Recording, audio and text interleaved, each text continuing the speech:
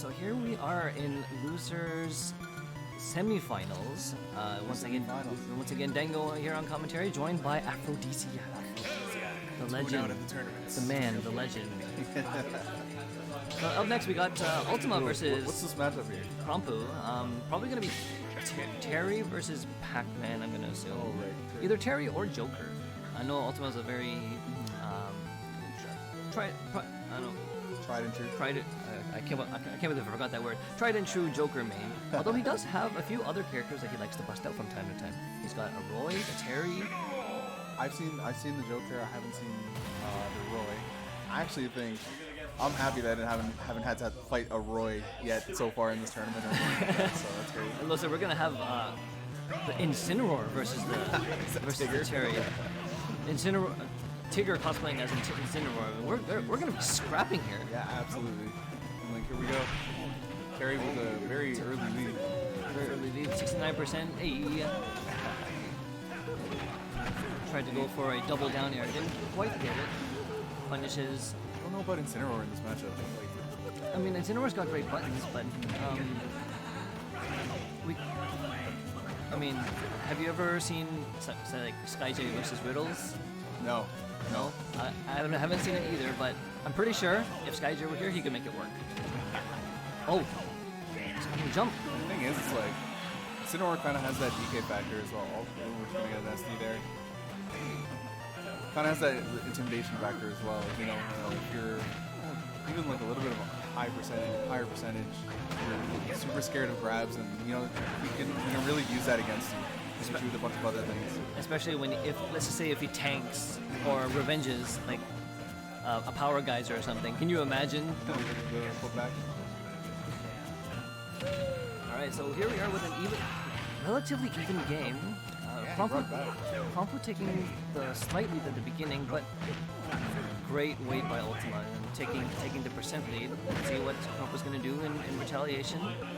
I wonder if the downfall will be a mistimed revenge, because he's been punished by it a few times already now.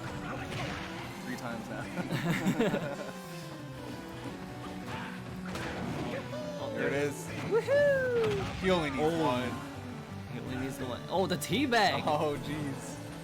The disrespect. Oh my. Perfectly spacing from the power dagger. From the power dive. You want to go to prison. Incineroar's in prison and they shank you with their forward tilt.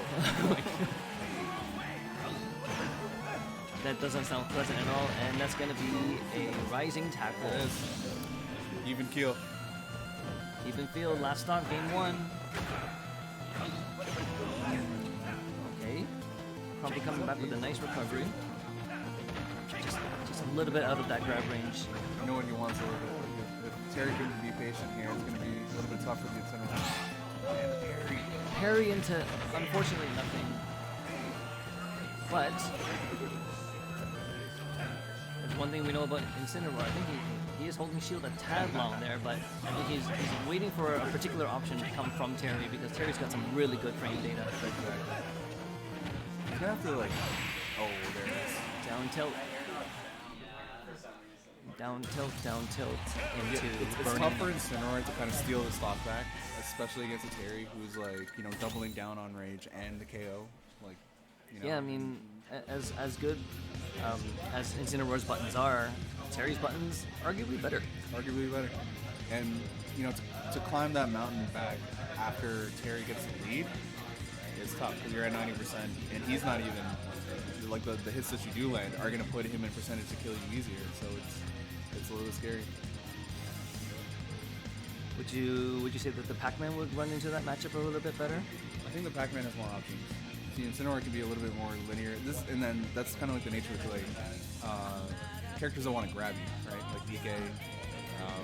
Yeah, the game plan's a little bit more linear. Game one's a little bit more linear, right? You know, provided frame data gives you the option to try other things. But you know, when you're like a big body and you're kind of like stuck, you don't have the best out of shield options or whatever the case is. Your game plan is a little bit limited. Right? He's hovering the Incineroar. And in this case, I think Pac-Man would have a lot of different options just because he has couple get out of jail free cards, I would say. It's a really good point that you bring up, Afro. And we've been seeing Krompu select Incineroar a couple of times now.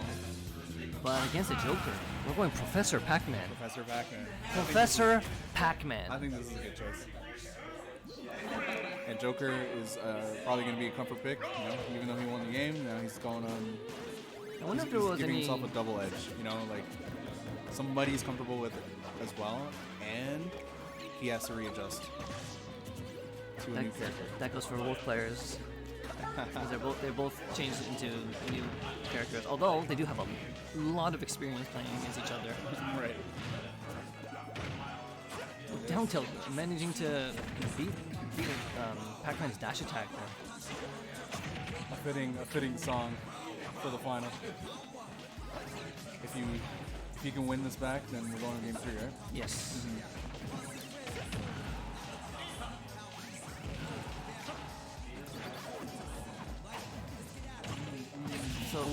So I know Krompu has also been picking up Joker a little bit.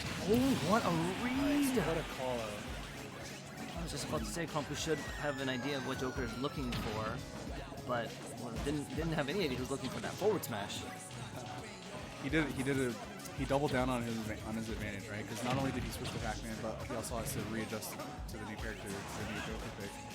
And you know, it showed in the first stock. He moved on him. Who also has really good frame data. That's right. Although, you know, I keep on talking about frame data, but Pac-Man himself has some pretty nice frame data. He tries to go for that very active down air. It doesn't quite connect it on the Arsene. Ultima getting in with another forward smash. But Wow. Still very doable. Pac-Man's recovery is great. Oh, drifted in a little bit too much unnecessarily there, I think. Also go for a Z-drop build, doesn't quite connect. Pac-Man has a really fast back air. I didn't realize. His back air out of shield, especially out of shield, is quite nice. It's also pretty strong. There we go, and the lead just keeps increasing at this point in the game. You know, you can see a little bit of adjustment though. You know, that Pac-Man engine's revving.